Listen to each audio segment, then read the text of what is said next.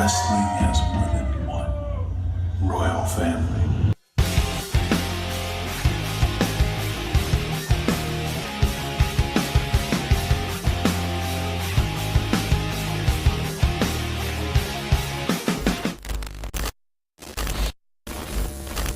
Qu'est-ce qu'on garde dans ce show, les amis?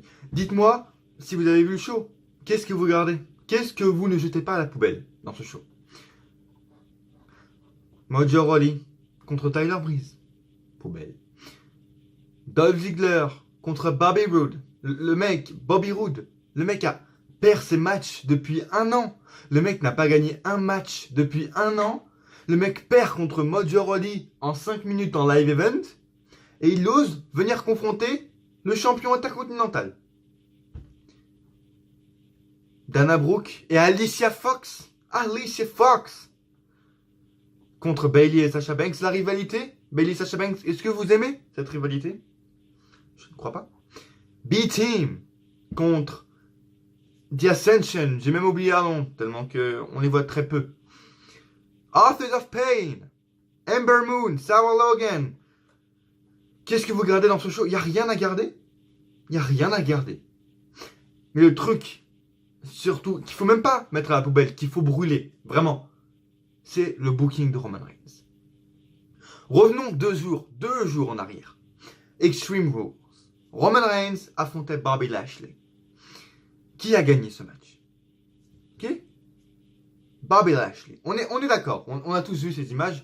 Bobby Lashley a gagné ce match.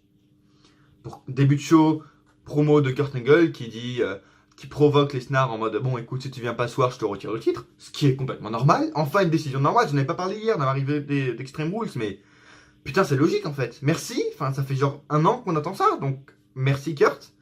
On a Polyman qui arrive, etc., qui nous fait une promo encore une fois très bonne, même s'il est en heel ou en face. De toute façon Polyman est très très bon au micro, donc voilà, il essaie de brosser, je sais plus comment on dit, de brosser dans le sens du poil Kurt Angle, j'ai envie de dire, pour pas qu'il enlève le titre à Brock Lesnar.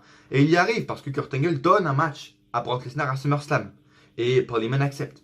Et Kurt Angle dit bon, qui va donc affronter Brock Lesnar à SummerSlam? Là on a Bobby Lashley qui arrive, tout à fait normal. Pour l'instant, c'est normal, bien sûr.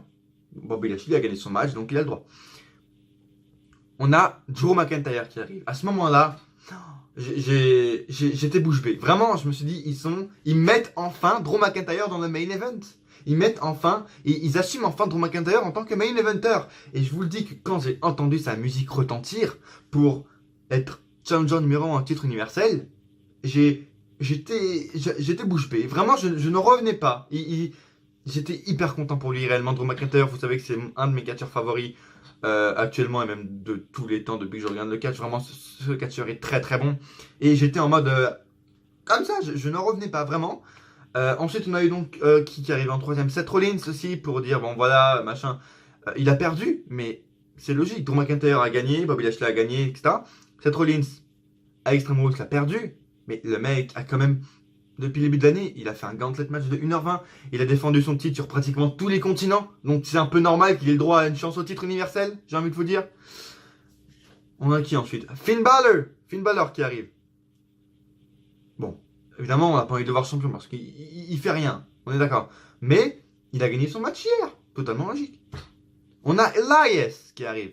Elias, il perd ses matchs par équipe, mais c'est pas lui qui subit le tombé. Et quand il a des matchs en solo, il les gagne. Donc, d'accord. Pourquoi pas, oui. Et en plus, il est over auprès du public. Il n'est pas forcé. Hein. Donc oui, bien sûr. Et en 6ème, tadam, the big dog, Roman Reigns qui arrive. Pourquoi? Il mérite quoi? On le rappelle, hein, il a perdu. Il a perdu hier. Enfin, il y a 2 jours. Il arrive, et le pire, c'est que c'est même pas lui qui demande un match. Le mec, il fait... Je suis même pas venu là. D'ailleurs, pourquoi il vient là pour pas avoir un match? Parce que le mec dit en gros à Kurt Angle, moi je suis pas venu là pour le titre, je m'en fous de Brock Lesnar, je veux juste combattre quelqu'un ce soir. Il le dit lui-même, il ne veut pas de chance au titre. Il l'assume, il a perdu, il veut juste un match. Déjà, pourquoi tu viens demander ici? Enfin, t'attends que Kurt Angle revienne dans son bureau et tu lui demandes quoi. Enfin, pourquoi tu viens ici? On s'en bat les couilles, tu vois. Et bref, il veut juste un match. Il s'en fout de Brock Lesnar, il veut juste un match. Kurt Angle, qu'est-ce qu'il fait? Il fait ah d'accord, ok, tu veux un match? Allez, on te donne un match pour être challenger numéro 1 au titre. Pardon? Pardon? Attends. Pardon? Mais le mec a juste demandé un match, il a perdu. C'est le seul qui n'a pas gagné de match hier. C'est le seul qui a perdu son match hier. Donc c'est le seul des 6 qui ne doit pas avoir de chance au titre parce qu'il a perdu. Et le mec, mais c'est vraiment Roman Reigns, le booking de Roman Reigns, c'est un enfant pourri gâté. Le mec peut faire toutes les conneries du monde, le mec peut brûler une voiture, le mec il peut frapper Kurt Angle et il va quand même lui donner une chance au titre. Le mec dit clairement, je ne veux pas de chance au titre. Kurt Angle fait, oh, mais si, allez, c'est bon. Bon, allez, je te le donne pour toi, allez, t'es méritant, Roman. Non, le mec, il me mérite pas. Enfin, le mec n'a rien, il a perdu. Enfin bref, les amis, encore une fois, un Raw hyper logique, j'ai envie de dire, pour changer. Après, on a le droit d'espérer, tu vois. On avait le droit. L'espoir, c'est ce qui sauve.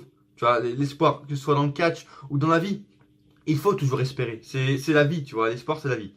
Donc, quand j'ai vu Drew McIntyre qui est arrivé pour challenger Brock Lesnar et qu'il a été dans un triple threat, même avec Roman Reigns, qu'il a été dans un triple menace, je me suis dit, putain, j'ai espéré jusqu'à la fin du match. Triple menace entre Drew McIntyre, Roman Reigns et Finn Balor.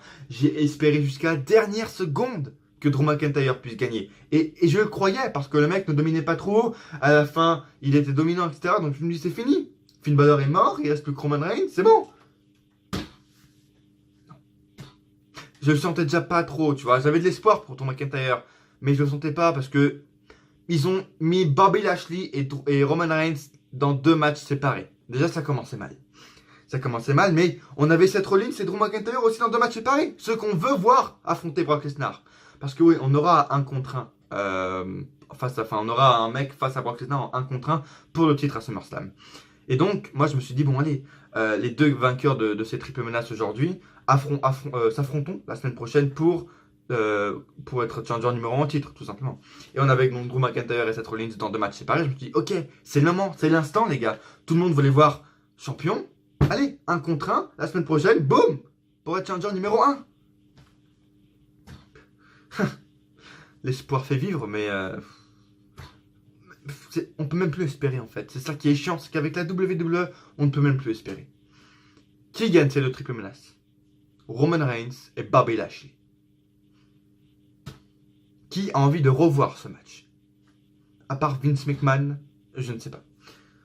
Bref, bienvenue sur cette review les amis, je me lance enfin dans les reviews. J'avais fait une review de SmackDown il y a 2-3 semaines, peut-être un truc comme ça je crois. Mais j'ai vu il y a quelques jours qu'elle a été bannie de tout le monde. Genre, je suis allé parce que je la voyais plus, tu vois. Dès le premier jour d'ailleurs qu'elle est apparue sur YouTube, je la voyais même plus dans mes vidéos, tu vois. Et là, donc après il y a quelques jours, je vais dans les analytics, etc. Et je vois, je sais pas pourquoi, vidéo de SmackDown que j'ai faite, bloqué dans tous les pays. Qu'est-ce que j'ai... Enfin, est-ce que... Je vais la remater, mais je n'ai mis aucune musique. Je n'ai montré aucun extrait vidéo. J'ai juste écouté un extrait vidéo, c'est celui de Jeff Hardy. Et je ne sais pas pourquoi j'ai été bloqué. J'ai mis aucune musique, j'ai rien fait. Bref. Je sais pas pourquoi j'ai été bloqué. Enfin, n'importe quoi, vraiment n'importe quoi. Mais j'espère que celle-là ne sera pas bloquée, les amis. En tout cas... Bienvenue sur cette review de Raw, je vais essayer d'en faire plus. Par contre, je vous préviens direct, la semaine prochaine, je ne pourrai pas en faire. Mais voilà, en tout cas, si elle marche, j'en referai. Hein, mais si vous voulez plus de reviews de Raw, les amis, de ma part, eh ben, laissez des pouces bleus, abonnez-vous et partagez cette vidéo un maximum. Et surtout, commentez si vous voulez plus de vidéos review de Raw et de SmackDown. Les amis, commentez, c'est très important. Comme je viens de vous le dire, la semaine prochaine, il n'y en aura pas, mais peut-être début août. Hein, les vidéos reprendront début août, sûrement. Donc voilà, on va commencer cette review de Raw pour pas qu'elle soit trop longue, les amis. Laissez un pouce bleu si vous aimez ce que vous voyez. Et voilà, ce Raw a été vide. Là, quand j'ai regardé le résumé, il n'y a rien en fait, c'est vide. C'est. Ouais, comme je vous l'ai dit en début de show, qu'est-ce qu'il y a à garder? Ben, il n'y a rien à garder. Enfin, bref. Le show donc commence, comme je vous l'ai dit, avec Kurt Angle qui annonce que voilà, si Brock Lesnar ne vient pas ce soir, il va perdre son titre, etc. Paul Heyman arrive en disant non mais attends, on va régler ça, etc. Paul Heyman nous fait une promo et il arrive à convaincre Kurt Angle de laisser le titre à Brock Lesnar et Brock Lesnar donc va défendre son titre à SummerSlam face à un adversaire encore inconnu. Et donc là on a tous les participants qui arrivent, je vous les ai cités. Bobby Lashley, Drew McIntyre, Finn Balor, Elias, Seth Rollins et Roman Reigns qui arrive. Et donc Kurt Angle annonce ensuite à la fin de la promo de tous deux triples menaces, pardon. Un avec Bobby Lashley, Elias et Seth Rollins, et l'autre avec Drew McIntyre, Roman Reigns et Finn Balor qui commence maintenant, d'ailleurs dès le début de show. Et les deux vainqueurs de ce match s'affronteront la semaine prochaine pour être challenger numéro 1. Pour l'instant, tout est logique. Ouais. Donc, évidemment, vous le savez, Roman Reigns a gagné ce match. C'était un bon match, concrètement. C'était pas voilà, c'était un bon match, vraiment. Et Drew McIntyre a été d'ailleurs le seul à utiliser une chaise. Merci. Enfin, un mec intelligent, vous le savez. Je le reproche souvent, ça que dans des matchs sans disqualification, triple threat, les catcheurs n'utilisent pas d'objets. Merci. Enfin, un catcheur intelligent. Drew McIntyre se bat. Il en a marre. Il n'arrive pas à dominer. Il prend une chaise. Tout à fait normal. Bref. Roman Reigns gagne ce match. J'ai pas envie de passer plus longtemps sur ça. On a quoi ensuite? On a Kurt Angle. Ah oui, oh mon dieu. Ça, je n'ai encore pas dans aucune de mes vidéos, mais j'ai pas envie d'en parler en fait. Kurt Angle, donc, est dans les coulisses. Et on a Bayley qui arrive. Et Kurt Angle qui dit encore: oh mais non, mais alors comment s'est passé la counseling, la psychologie, enfin le rendez-vous chez le psychologue, un truc comme ça, je sais plus, le thérapeute, voilà, je sais plus. Et Bayley dit non, c'est pas possible, ça va pas être possible, on peut plus se réconcilier, c'est pas possible. Et Kurt fait: mais si, allez, c'est possible quand même. Bayley fait non, c'est mort maintenant. Et Kurt Angle fait: ok, bon, ce soir, je vous mets dans un match tag team. Pardon? Mais elles te disent concrètement qu'elles ne veulent plus se voir, elles ne peuvent plus se voir en peinture. Pourquoi tu les mets encore? Et c'est ça que je comprends pas dans cette rivalité. Bayley a fait un heel turn. Oh putain, il faut l'amener. Amène-la chez le psychologue, c'est pas normal là. Ouh là là, elle a attaqué sa meilleure amie. Les gars, on est dans le catch. Est-ce que. Enfin, maintenant, un heel turn, c'est pas normal.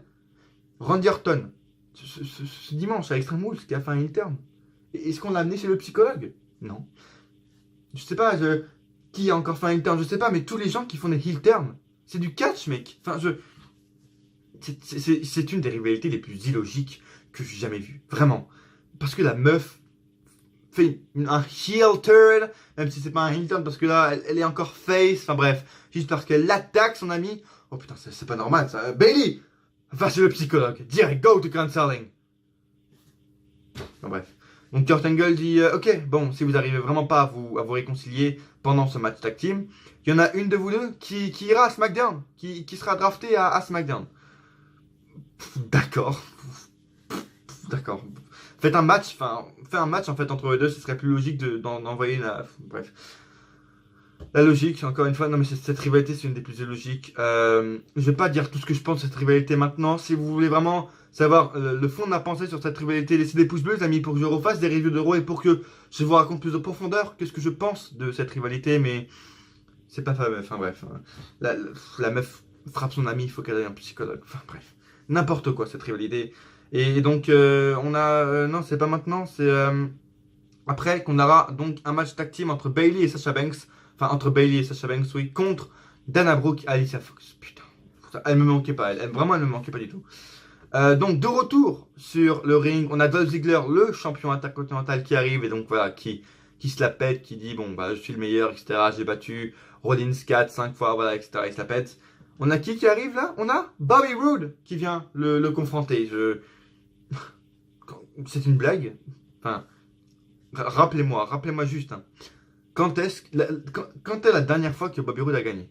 Rappelez-moi la dernière fois que Bobby Roode a gagné un match. Ouais. Vous vous en souvenez pas? Vous vous en souvenez pas? Bah moi non plus en fait. Hein, parce que... Non. Non. Bob... Non. En live event, non. Parce que même en live event, il perd face à Mojo Rawley. Non. Non. Personne. Non. Il n'a pas gagné depuis des mois. D'ailleurs... Ça pourrait être une vraie raison d'un heel turn, tu vois. Mais non. Donc bon, Bobby Roode arrive pour confronter Dolph Ziggler pour un match au titre. Et Dolph Ziggler fait ok, d'accord, faisons un match. Referee, come on. On a Jojo donc qui annonce ce match comme étant le titre intercontinental. Et Dolph Ziggler fait non.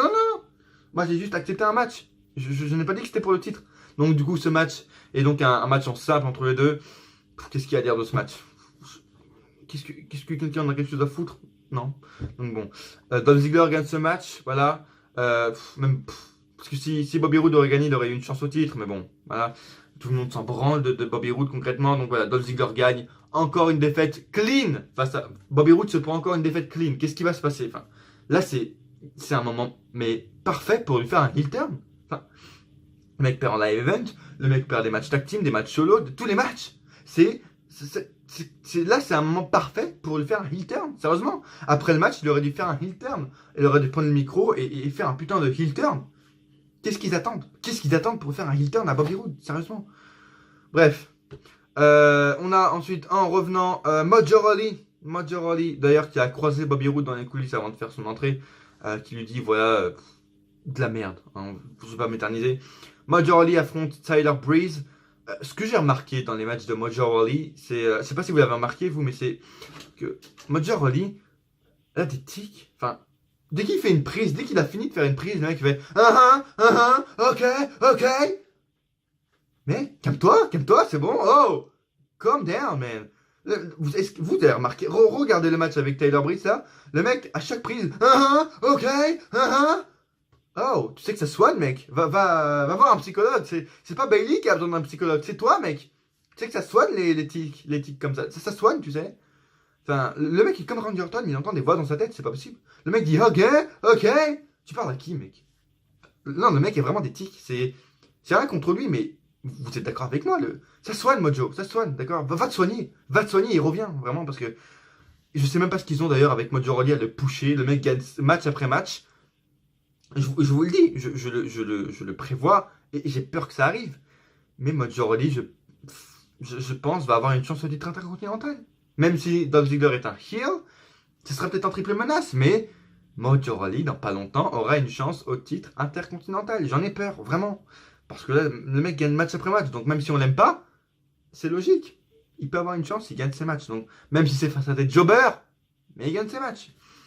Voilà. Qu'il aille se soigner, Mojo Rawley, et qu'il revienne après là, avec ses tics. Putain, bref. Fameux match entre Dana Brooke et Alicia Fox contre Bayley et Sasha Banks. Voilà, le match a duré 2 minutes. Sasha Banks a défoncé Dana Brooke et Alicia Fox avec Sarah Doring. Donc du coup, ce match finit en victoire pour Dana Brooke et Alicia Fox par disqualification. Enfin, par décompte à l'extérieur du coup. Ensuite, donc on a Sasha Banks et Bayley qui reviennent en coulisses et Sasha Banks est vénère. Elle dit quand même à Bayley ah ouais, non mais je suis vénère, mais hein, tu sais que je t'aime. Hein. Pardon? Mais c'est quoi cette rivalité, putain? Les meufs se tapent sur la gueule. Elles vont chez le psychologue. Elles n'arrivent pas à se voir en peinture. Et les meufs n'arrivent même pas à se taguer pendant les matchs, tellement qu'elles s'aiment pas, en fait. Elles ont la haine. Et là, quand elles reviennent en coulisses, là, Sasha Banks va partir. Et Bayley la retient en mode non, mais allez, on peut sauver notre amitié. Allez, s'il te plaît. Et là, Sasha Banks fait mais allez, mais, ouais, mais voilà, tu m'énerves, mais tu sais que je t'aime. Hein. Et elle se casse. Mais quoi? Mais je comprends pas. Ouais, je relis bien pour être sûr, mais oui, c'est ça. Elle a vraiment dit ça. Elle a dit oui, qu'elle aime Bailey et qu'elle l'aimera pour toujours. Voilà. Où est la logique? Où est la logique dans cette putain de rivalité? Voilà. Bref, je ne sais pas. Ensuite, on a donc une vidéo où on représente encore la chute de Kevin Owens hier à Extreme Rules qui était hyper violente. J'espère vraiment que c'est pas une vraie blessure pour Kevin Owens parce que j'ai peur, mais bon, bref. Ensuite, donc après cet extrait, on a Braun Strowman qui fait une promo avec Renee Young et qui dit voilà, je ne regrette pas ce que j'ai fait, je regrette juste que Kevin Owens n'ait pas fêté sa victoire. Et tout le monde le soutient alors que, on est d'accord, dans l'histoire, Braun Strowman c'est le heel. Hein. Kevin Owens ne lui a rien fait. Kevin Owens ne lui a rien fait. Il voulait être ami avec lui. Le mec lui retourne sa voiture. Le mec l'enferme dans des toilettes et le détruit. Le mec le fait sauter d'une cage. Le mec le fait passer à travers une table du haut d'une cage. C'est Braun Strowman le heel là-dedans. Kevin Owens ne lui a rien fait. Putain, c'est vraiment n'importe quoi. Enfin, bref. De retour sur le ring, donc ensuite on a le B-Team qui arrive, les nouveaux champions par équipe qui affrontent donc The Ascension. Encore une fois, je vous le dis, je suis content pour B-Team. Vraiment, Curtis Axel, ça fait combien de temps qu'il n'a pas eu de titre? La dernière fois qu'il a eu le titre, c'était en 2013 sûrement. Donc il était avec Ponyman et qu'il avait gagné le titre intercontinental. Bo Dallas, le mec, le seul titre qu'il a eu, c'est le titre NXT. Donc vraiment, ça me fait plaisir pour eux. Mais non, les gens ne rentrent pas dedans. Ils ont des pop, etc. Mais c'est pas c'est pas pareil qu'avec Heath Slater et Rhino. Ils veulent les faire comme les nouveaux Heath Slater et Rhino, mais c'est pas pareil, c'est pas pareil.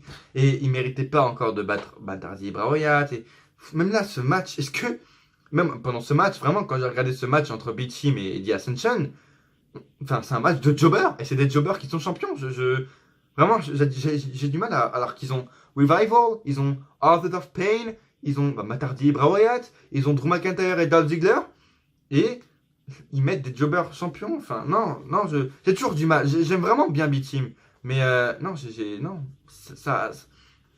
non, ça matche pas en fait, vraiment. Et là, quand vous voyez ce match, même vous êtes d'accord avec moi, B-Team contre The Ascension, c'est un match de jobber. Je n'arrive pas à prendre ce match au sérieux. On ne dirait pas que c'est des champions.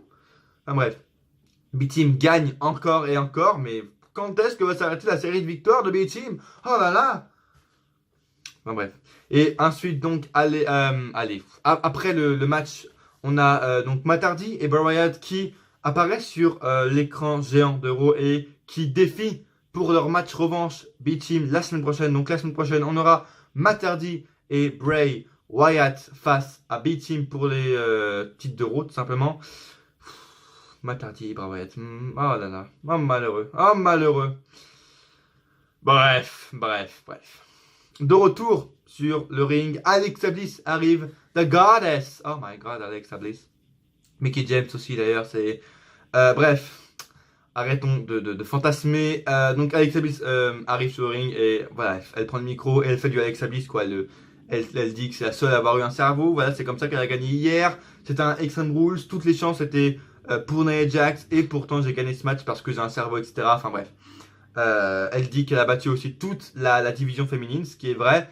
Et là, le public scande Ronda Rousey. Et Alexa Bliss fait ouais, Ronda Rousey, je vous entends, vous savez, je vous entends. Et j'entends que vous dites Ronda Rousey. Mais là, Ronda Rousey est exclue. Donc, en réalité, j'ai battu tout le roster, etc.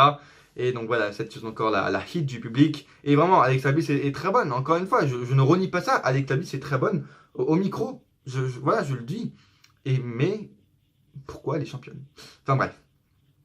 On a donc Ronda Rousey, elle qui arrive alors qu'elle est encore suspendue pendant 2 jours. Oh, elle arrive, oh là là, la grosse thug, l'anti-autorité, elle est encore suspendue, elle arrive, oh là là là là.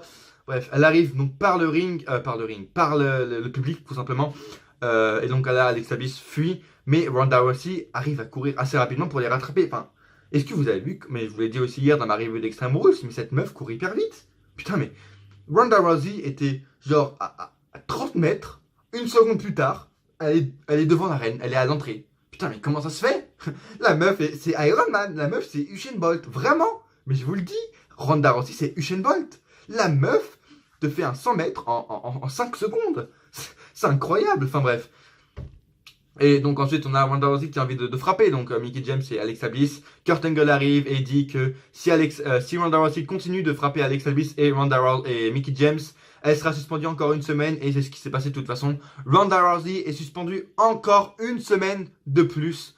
Enfin bref. Et ensuite on a Baron Corbin aussi qui arrive pour défendre Alexa Bliss et Mickey James en disant que non mais 1 semaine c'est pas assez. Il faut la suspendre encore plus. Et bref. Ronda Rousey est suspendue pendant encore 1 semaine. Donc bref. Je sais pas pourquoi, ça sert absolument à rien. Et Kurt Angle a donc annoncé que si la semaine prochaine elle ne vient pas, donc parce qu'elle est suspendue, donc si elle respecte les règles, à SummerSlam, elle aura un match contre Alexa Bliss pour le titre de Raw. Qui est hypé pour ce match? Enfin non, moi je suis content. Et j'espère que Ronda Rousey va gagner parce qu'à un moment, faut peut-être pas déconner. Parce que Alexa Bliss n'est pas crédible. Concrètement, Alexa Bliss n'est vraiment pas crédible. Voilà. Donc Ronda Rousey aura normalement un match face à Alexa Bliss pour le titre de Raw à SummerSlam. Ensuite, donc, on a le... oh mon dieu. Avant de passer à la suite, parce que là, c'est vraiment les pires matchs de la soirée. Avant de passer à la suite, vraiment, laissez un pouce bleu si vous aimez ce que vous voyez. Et si vous avez envie de revoir les reviews de Raw et de SmackDown sur cette chaîne, laissez un pouce bleu et commentez si vous avez aussi envie de revoir. Et dites-moi vos avis sur ce Raw. Est-ce que vous l'avez aimé? C'est possible. Dites-moi vos avis. Qu'est-ce que vous avez pensé de ce Monday Night Raw? Et abonnez-vous si ce n'est pas déjà fait. Et activez la cloche pour recevoir toutes les notifications. AOP arrive sur le ring et affronte Titus Worldwide. AOP. Est-ce que quelqu'un croit encore en AOP? Oh mais je vous le dis là. AOP affronte B-Team, je m'en branle. Vraiment. Et je mise sur une victoire de B-Team. J'en suis sûr. Mais j'en suis sûr à 100% que si AOP affronte B-Team, ils sont capables de faire gagner B-Team. Vraiment. C'est... Enfin bref. Victoire de AOP évidemment parce qu'il faut peut-être pas déconner, mais bon, ils leur donnent rien, tu vois. Après voilà, ils vont leur dire si on leur donne quelque chose, on leur donne un match. Ouais, super. Contre Titus Worldwide, ouais. Parce que voilà, c'est bon, c'est pas énorme, hein, c'est pas énorme. Prochain match encore ensuite, Ember Moon, encore contre Sarah Logan gagne ce match. Pourquoi, comment, mais où est donc Cornicar? Je ne sais pas, je ne sais pas. Ember Moon par exemple, Ember Moon aurait pu, comme je vous l'ai dit depuis qu'elle est arrivée à Raw, Ember Moon est la seule crédible pour affronter Ronda Rousey. C'est pas Nia Jax, c'est pas Alexa Bliss, Mickie James qui sont crédibles, non.